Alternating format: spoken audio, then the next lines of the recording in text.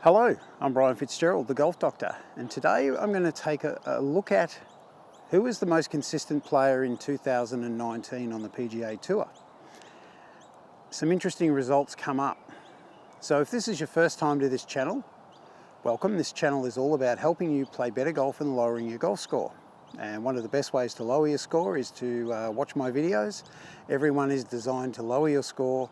They come out every Monday morning at 9 AM Melbourne time. So click on the subscribe button, hit the bell notification, and you're notified of every video as they get released.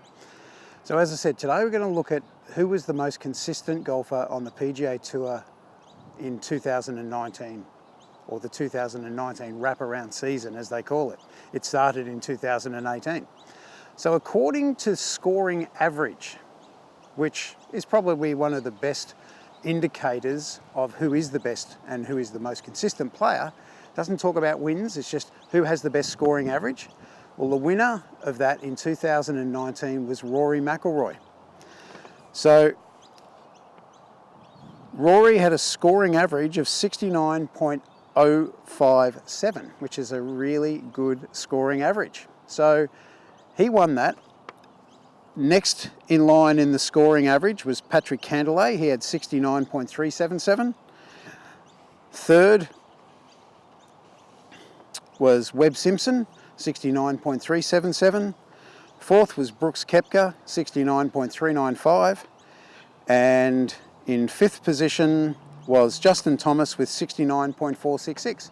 All of those are very consistent. The score in the 69s for the entire season is an incredible performance.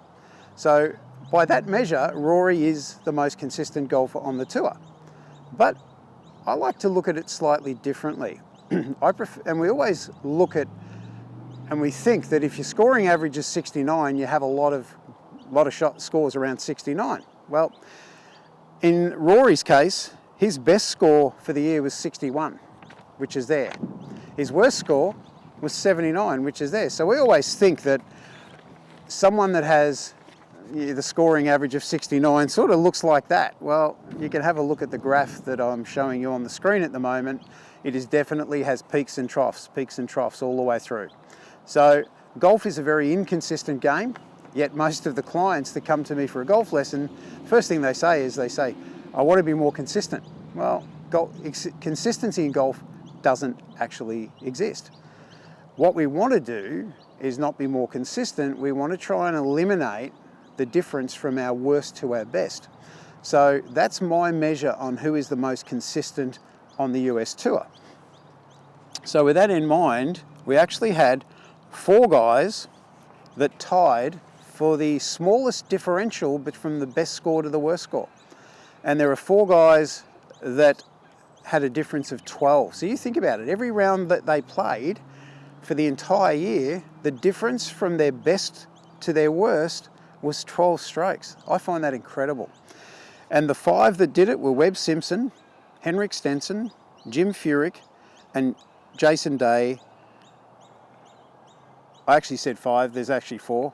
So tied for 5th was Patrick Cantlay and Brooks Koepka. They had 13 differential. So they're fantastic. You know, the best and the worst difference is 12. Think about your own performance. Have a look at your handicap record and scoring record and try and work out what your best score was, what your worst score was. If you can get that to sort of around 30 and you're an average golfer, that's not bad. If you can get to be below 25, I think that's starting to head in the quite good territory. Anything below 20 is world class. So you're very, very consistent. And the keys, of course, to consistency are not what position you are in the end of your backswing. It's not hitting the ball further. The keys to consistency are trying to turn that really bad round into an average round.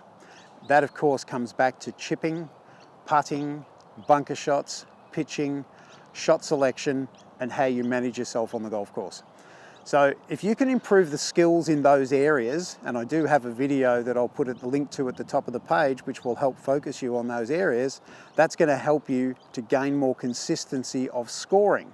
Now, I'm not saying you don't have to change your swing. My philosophy is you don't need to change your swing.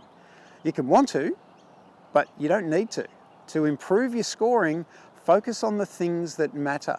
So those days where you know it's a bad day, you want to try and make sure that we've got the short game elements working, so we get that consistent, and you get better skills at getting the ball down in 2 from just off the green, and 3 at worst. You'll find you'll have a better scoring average. Your difference between your best score and your worst score is going to improve.